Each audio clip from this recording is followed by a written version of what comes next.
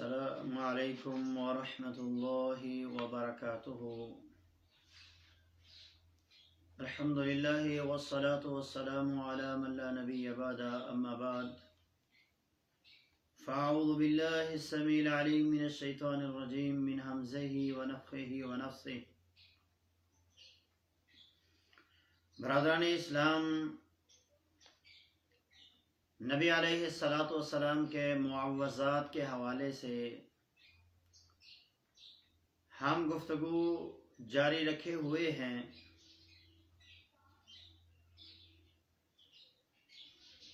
وہ کون سے مقامات ہیں، وہ کون سے لمحات ہیں جن میں نبی علیہ الصلاۃ والسلام اللہ تعالیٰ کی پناہ طلب کرتے اور شیطان سے اپنے آپ کو محفوظ کرتے۔ در حقیقت نبی علیہ الصلاۃ والسلام ان کلمات کو ادا کر کے امت کو آگاہ کرتے۔ نبی علیہ الصلاۃ والسلام نے در حقیقت امت کو یہ درس دیا ہے کہ کس طرح شیطان کی چالوں سے، کس طرح شیطان کے حملوں سے ہم اپنے آپ کو بچا سکتے ہیں۔ کی آواز کو سنتے یا کتے کی آواز کو سنتے تو آپ اللہ تعالیٰ سے پناہ طلب کرتے اور پڑھتے اعوذ باللہ من الشیطان الرجیم۔ نبی علیہ الصلاۃ والسلام اس وقت کیوں شیطان سے اللہ کی پناہ طلب کرتے ہیں؟ دوسری روایات میں آتا ہے کہ نبی علیہ الصلاۃ والسلام فرماتے ہیں جس وقت گدھا ہنہناتا ہے اور کتا بھونکتا ہے اس وقت وہ شیطان کو دیکھ رہا ہوتا ہے۔ نبی علیہ الصلاۃ والسلام نے اسی لیے کتوں کو گھر میں رکھنے سے منع فرمایا ہے۔ فضول اگر کوئی انسان اپنے گھر میں کتا رکھتا ہے تو روزانہ شوقیہ طور پہ لوگ کتے رکھنے والوں کے روزانہ 1 قرات اجر کم کیا جاتا ہے۔ اور صحیح بخاری کی جو حدیث ہے جس میں قرات کا معنی پہاڑ کے برابر کیا گیا ہے، احد پہاڑ کے برابر، تو گویا جس انسان نے کتے کو اپنے گھر میں رکھا اتنا اجر، اتنا ثواب، اتنی نیکیاں اس کے نامہ اعمال سے کم ہو جاتی ہیں۔ ہمارے پاس تو پہلے ہی اتنی نیکیاں نہیں ہیں کہ ہم قیامت کے دن ان کو اللہ کی بارگاہ میں پیش کر سکیں۔ تو اس لیے ایسے چھوٹے چھوٹے اعمال سے اپنے آپ کو بچائیے کہ جن کے ذریعے سے ہم اپنی نیکیوں کو ضائع کر بیٹھتے ہیں۔ تو کتے کو گھر میں رکھنے سے اللہ تعالیٰ کی رحمت کے فرشتے گھر میں نازل نہیں ہوتے۔